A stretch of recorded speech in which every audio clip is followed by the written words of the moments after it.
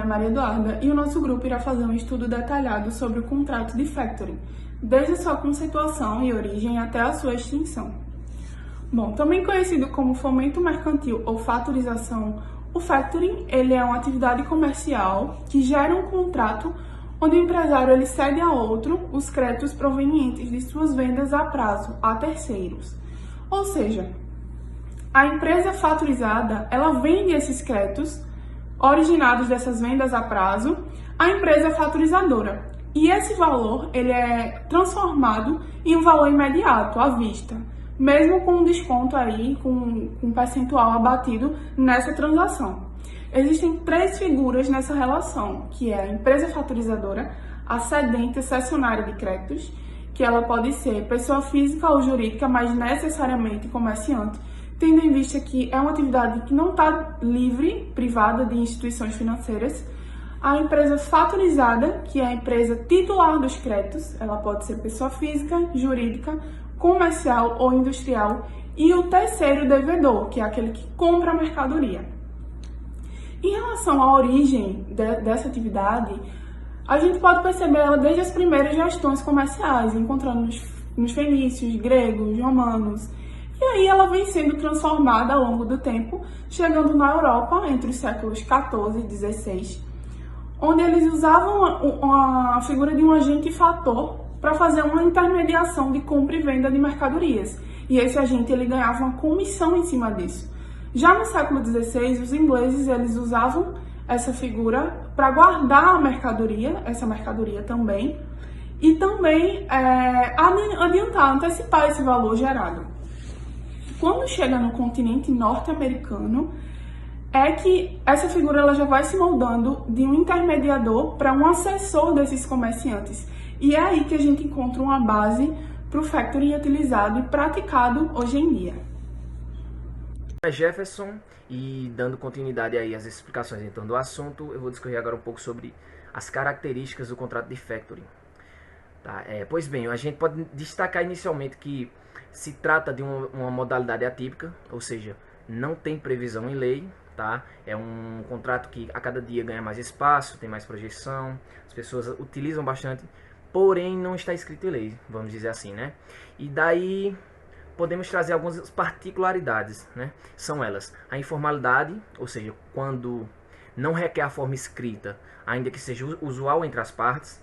E outra coisa, pode ser formada verbalmente, tá? O contrato pode ser formado verbalmente, desde que sejam feitas as escrituras em livros de ambas as partes. E aí outra coisa também que é importante pontuar é que se trata de um contrato consensual, ou seja, ele se forma com a manifestação da vontade de ambas as partes, tá? Ou seja, no caso você precisa ter a manifestação da vontade do fatorizador e do fatorizado, né? E outra coisa também que é importante destacar é que o fatorizado desempenha três funções, tá? A garantia dos créditos, o financiamento do fatorizado e a administração dos créditos da empresa, né? Além do mais, a gente pode também falar sobre deixar claro que o factoring é um contrato bilateral, né? Então ele gera obrigações para ambas as partes. E também ele é oneroso, tá? Ou seja, há vantagens para os dois ali no ato de celebração do contrato. E por fim, se trata de um contrato de exclusividade, tá? Já que o fatorizado não está permitido manter contratos semelhantes com outros fatorizadores, ou seja, deve haver uma exclusividade, né? Na hora do contrato você não pode ter outros semelhantes, você tem que manter somente por um. Então é basicamente isso. Muito obrigado.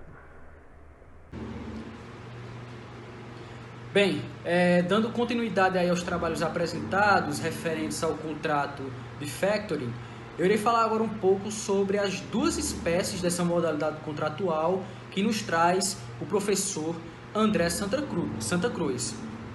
A primeira delas é na fatorização tradicional, que vai ocorrer aí a liquidação das faturas antes mesmo do vencimento. Isso no tocante aos valores referentes aos créditos do fatorizado. A segunda é na fatorização no vencimento, na fatorização no vencimento, apenas a prestação de serviços de administração de crédito, né? Não ocorrendo aí nenhum adiantamento no tocante ao valor dos créditos que são cedidos. E também a liquidação das faturas, elas são apenas na data do vencimento, diferentemente aí da fatorização tradicional, que ocorre antes mesmo do vencimento.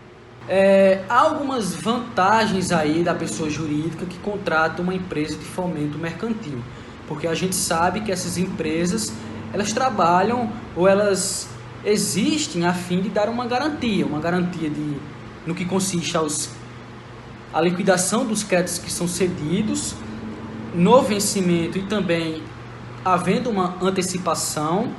É fornecido também uma gestão de crédito, onde a empresa contratada ela vai analisar os clientes do fatorizado, ou seja, o fatorizador vai analisar os clientes do fatorizado, vai fornecer informações quanto ao comércio em geral, né, e também prestar alguns serviços que vão diminuir aí os encargos da empresa, ou seja, do fatorizado, alguns encargos comuns.